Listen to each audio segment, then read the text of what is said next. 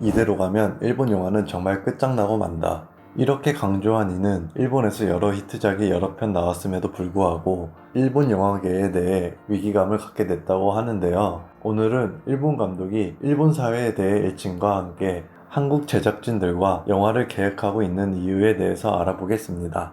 최근 한 일본 영화 감독이 한국에서의 영화 작업 계획을 일부 공개하며 큰 화제가 되었습니다. 바로 고레에다 히로카즈 감독인데요. 그는 태풍이 지나가고 걸어도 등 한국에서도 영화를 보는 사람들은 이름만 들어도 알만한 일본인 감독입니다. 히로카즈 감독은 일본에서도 영화를 만들었지만 프랑스에 이어 최근 다음 행성지인 한국행을 선택했는데요. 그는 새 배우를 비롯해 제가 존경하는 영화의 배우분들과 스태프분들의 힘을 빌어 촬영을 하게 되었습니다 라며 의형제로 호흡을 맞췄던 송광호와 강동원의 제외, 그리고 공기인형으로 호흡을 맞췄던 베두나를 캐스팅했고 여기에 아이유까지 확장하며 영화 브로커의 기대감을 더욱더 높이고 있습니다.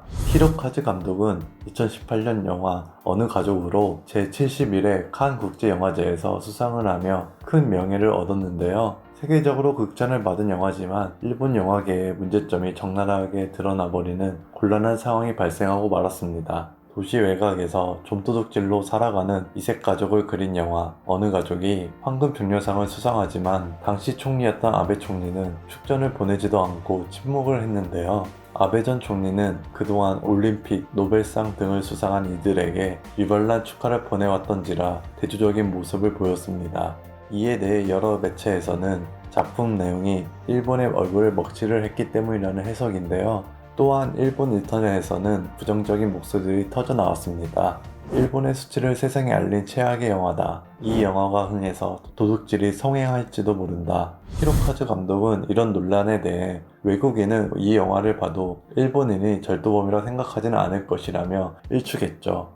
하지만 한국의 봉준호 감독은 영화 기생충으로 2020년 사관왕을 차지하며 일본과 달리 한국 네티즌들은 뿌듯하고 자랑스러운 기분까지 들었다는 긍정적 여론이 형성되며 많은 이들에게 사랑을 받고 있습니다. 이뿐만 아니라 그가 한국에서의 작업이 진행될 수 있었던 이유는 한 인터뷰에서 유추해 볼 수 있었는데요. 얼마 전 한국에 갔을 때 그쪽 프로듀서와 대화하면서 한국의 시스템에 대해 들었습니다. 로 시작한 인터뷰는 한국과 달리 일본 시스템에서는 감독이 1%의 수익을 얻기 힘든 구조라고 씁쓸한 내용을 담아 전달했는데요. 일본에서 현실적으로 영화 감독이란 직업을 꿈꾸지 않게 됐다고 하더라도 납득이 갈 만한 내용이었습니다. 일본 기업들의 이익은 매년 증가세에 있으나 개개인의 빈곤은 점점 심각해진다고 분석하고 있는데요. 일본의 경제 규모는 GDP 순으로 보면 세계 3위지만 상대적 빈곤율은 세계 35개국 중 7위로 매우 높은 편입니다. 일본은 상대적 빈곤율의 증가로 사회 격차가 점점 벌어지고 있는 가운데 사회적 안전망을 만들기보다 빈곤을 자기 책임으로 돌리고 배척하는 풍조가 점차 확산되고 있어서 문제가 되고 있다고 분석하기도 했습니다.